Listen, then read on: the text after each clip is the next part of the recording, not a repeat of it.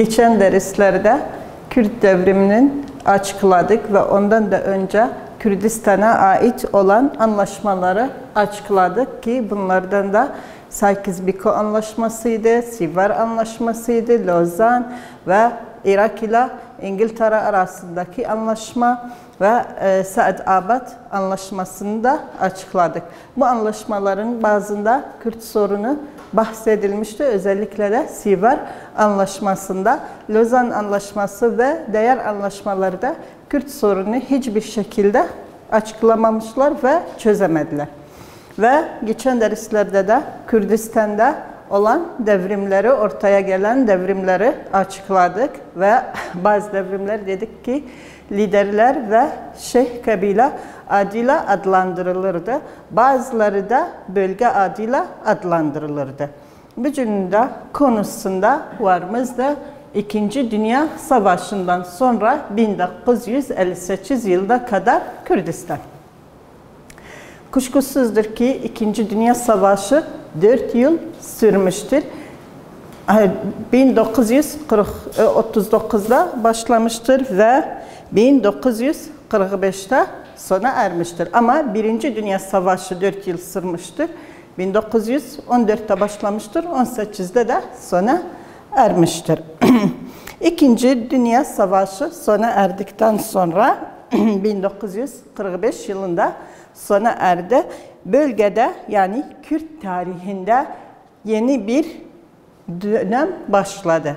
Tüm dünyada yeni dönem başladı ama bu dönemin başlaması da bu savaşın da sona ermesi Kürdistan üzerine de etkisi var idi. Ve açıkça değişimler Kürdistan'da ortaya çıktı. Özellikle Irak ve İran Kürdistan'ında ki bunun ardından siyasi hareketler açıkça görüldü ve ortaya çıktı. Ama Kuzey Kürdistan'da yani Türkiye'nin Kürdistan'ında hiç bir siyasi hareket ortaya çıkmadı veya az bir şekilde çıktı. Onun da sebebi Türk hükümeti Kemalistler demir ve ateşle bu hareketlere karşı çıktıklarından dolayı Kuzey Kürdistan'da görülmedi. Irak Kürdistan'da ortaya çıkan hareketlerden veya partilerden varımızdı Irak Komünist Partisi. Irak Komünist Partisi Kürt kolu. Irak'ta Kürt 1945 yılında Bağdat şehrinde Irak Komünist Partisi'nin kongresi düzenlendi. Hangi yılda? 1945 yılında hangi şehirde? Bağdat şehrinde kongresi düzenlendi. Ve bu kongreye sadece bir Kürt üye katıldı. O da Mullah Şerif idi. Bu partiye katıldı ve Kürt kolunun açılmasını karar verildi. O da 27. bendine göre Kürt kolu Erbil şehrinde açıklandı.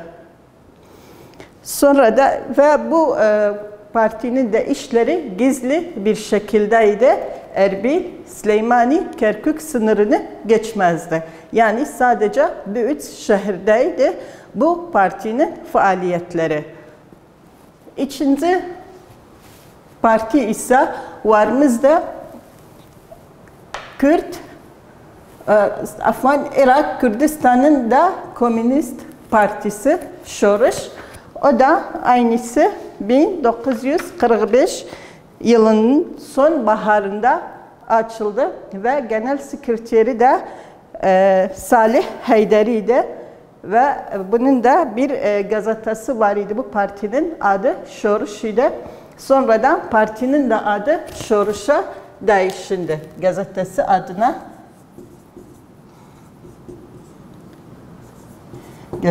adına Şoruş'a değişti.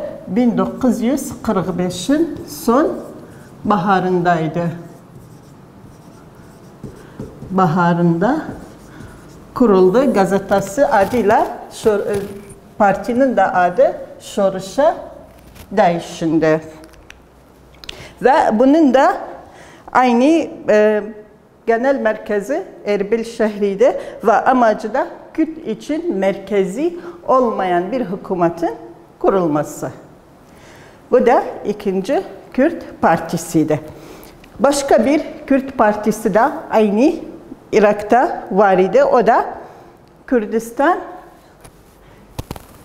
Kürt Kurtarma Partisi veya Parti Rızgari Kürt. O da aynı 1945 yılı Şubat ayında kuruldu. 1945 Şubat ayında kuruldu ve bu partinin de üyeleri 4000 kişiyi geçmişti. Bunun da hedefi neydi? Kürtlere yapılan baskıları yok etmek için ortaya çıktı. Çünkü Kürtlere çok baskı yapılırdı ve zulümde yaşadılar. Bunları yok etmek için kuruldu ve aynı zamanda da kültür, ekonomi, sosyal bakımlara da önem vermekiydi. Ve bu partinin de iki dille Arapça ve Kürtçe gizli bir gazetesi var idi. O gazetenin de adı Rızgari'ydi. Sonradan partinin bir kongresinde bu 1946 yılında 1946'nın kongresinde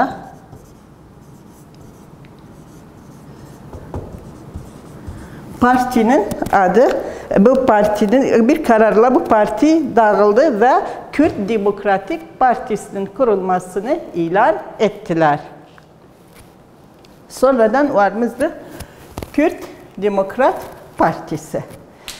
Irak Kürdistan'ın bir sayı devrimcileri İran'da Muhabbet Cumhuriyeti'nin kuruluşunda katıldılar. Ve Cumhuriyet kurulduğu zaman İran'da İran Kürdistan Partisi orada var idi. Böylece Irak Kürdistan'da devrimcileri düşündüler. Irak Kürdistan'ında bir partisinin olması gerekir. Bundan dolayı tüm Kürt partileri ve örgütleri düzenlener birbirlerine bir ilişkide bulundular. Öylece bu partinin kurulması Irak Kürdistan'ın bir grup kişisiyle Kürt Demokrat Partisi'ni kurdular. O da 16 Ağustos 1946'da. 16 Ağustos 1946'da Bağdat'ta partinin merkezi oldu. Bağdat'ta partinin merkezi oldu ve birinci kongresi düzenlendi ve partinin de liderleri ve başkanları kuruldu. Birincisi Mustafa Barzani partinin başkanı, ikinci ise Şeyh Latif, Şeyh Mahmud Berzenci birinci başkan yardımcısı, üçüncü ise Kakaziyat ikinci başkan yardımcısıydı. Ve bunun da merkezi dedik, Bağdat'ta olmasını karar verdiler. Ve Rızgari gazetesi de Kürt Demokrat Partisi'nin dili oldu. Rızgari gazetesi, Rızgari gazetesi partinin dili oldu. Ve bu partinin de birkaç hedefi var idi. Siyasi bakımından bu parti ne istedi? Birincisi emperyalizmden kurtulmak, yani Irak'ı emperyalizmlerden kurtarsınlar ve ikincisi ise Irak'ta birleşik ve demokrat bir cumhuriyetin kurulması. Birincisi dedik emperyalizmden kurtulmak ve Irak'ta birleşik ve demokrat bir cumhuriyetin kurulması ve Kürt'ün de hakları sağlansın. Yani kurulduğu cumhuriyete Kürt milleti de kendi haklarını ele alsın. Ve ekonomi yönüne de önem vermek, yani sanayi, ticari ve ziraate önem vermek, bölgede bulunan servetlerden faydalanmak. Sosyal bakımından da sosyal eşitliği sağlamak, okumaya önem vermek ve okumamayı yok etmek.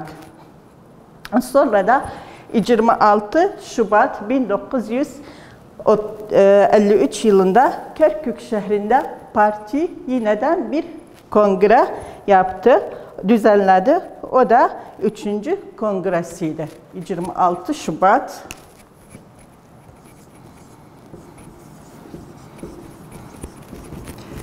1953 yılında 3.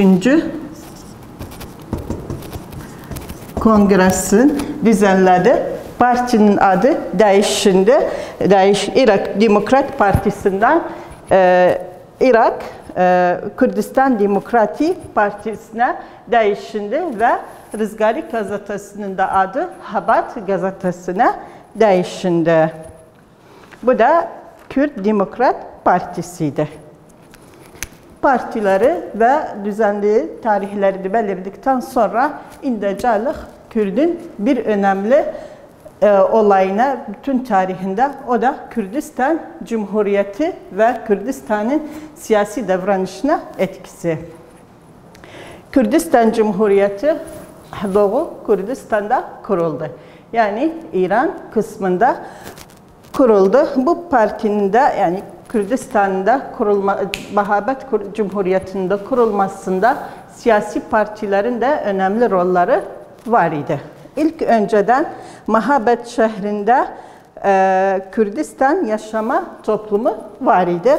O da 1943'de kurulmuştu. İsmi de sonradan da adı olundu. JİKAF Partisi'ne dönüştü. Bu partinin de hedefi neydi? İran Kürdistan'ı için bir otonomi kurmak. Ve 1945 yılında Toplum Kürdistan Demokrasi Partisi'ne değiştirildi. Ve bu partinin de birkaç hedefleri var idi. Yani JİKAF Partisi'nin hedefleri.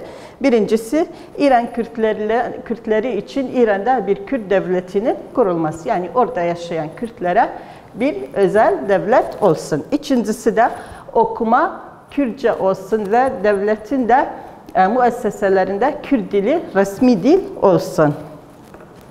İran'ın anayasasına göre İran Kürdistan'ı için bir yasa konseyi kurulsun. Dördüncüsü ise Kürdistan devletinde tüm mamurlar Kürt tarafına Kürt olsunlar ve mülk sahipleriyle, yani toprak sahip olanlarla çiftçiler için bir yasa kurulsun. Her iki tarafın da çıkarları garantiye alınsın. Kürdistan Demokrasi Partisi'nin Azerilerle ve Azer'de yaşayan azınlıklar, yani Asuriler ve Ermenilerle kardeşçe bir ilişkinin kurulması.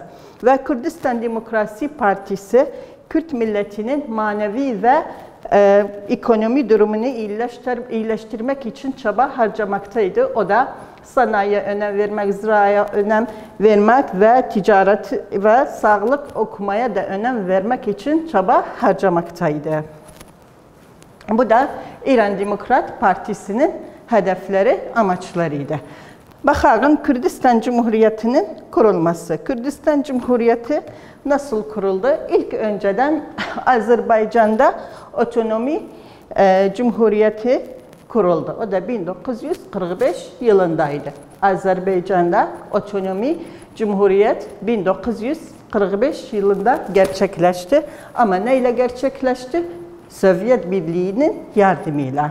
Ve ondan sonra da 1946 yılının 22 Ocağı'nda Kürdistan'da Vahabet Cumhuriyeti kuruldu.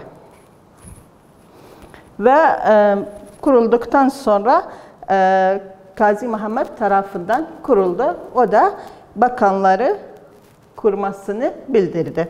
Bu bakanlardan da Hacı Baba Şeyh başbakan oldu.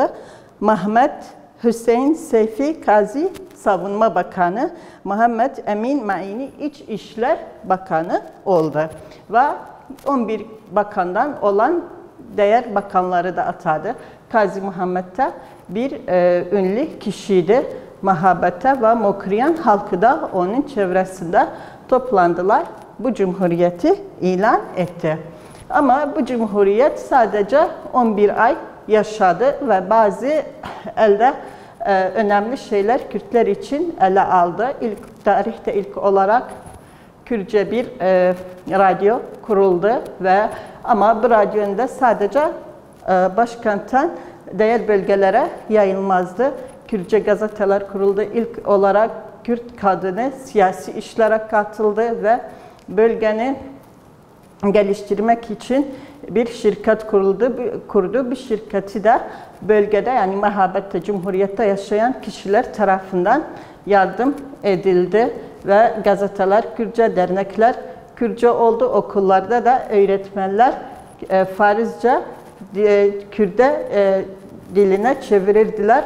Kitaplar da basılmıştı Kürtçe'ye ilkokulun ama çöküşmeden önce hazırlanmıştı ve böylece bir az sürede çok önemli şeyler elde aldı. Ticarete de önem verdi. Ama sonradan bu cumhuriyet yok oldu. Yok olma sebebi, yıkılma sebebi de buydu ki bu cumhuriyet Sovyet Birliği yardımıyla hem Azerbaycan Cumhuriyeti aynı zamanda da Mahabet Cumhuriyeti İran Sovyet Birliği tarafından yardımıyla kuruldu.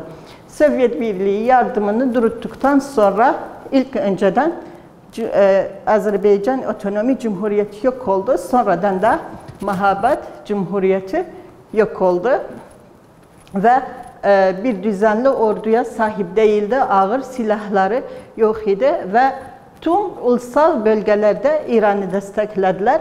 Böylece İran bu cumhuriyeti yok etti. Kazi Muhammed de Mahabet'te oturan Kürtlerin canlarını korumak için kendisini İran ordusuna teslim etti. Böylece Kazi Muhammed ve Seyfi Kazi ve Sadri Kazi hıyanet suçuyla cezalandırdı. 31 Mart 1947 yılında Çuvarçıra Meydanı'nda idam edildiler. Ve Kazi Muhammed kendisini ele verdikten de sonra Barzani ve ordularıyla savaştan çekilmediler. En güçlü silahlı Barzani ve Barzani'nin adamlarıydı. Ama Irak, Türkiye ve Suriye'nin, İran'ın kuşatma ardından Barzani'de Aras Nehri'ni geçerek Sovyet Birliği'ne gitti. Orada bir sığınmacı olarak kaldı. Öylece 1947'den 1958 yılına kadar orada kaldılar.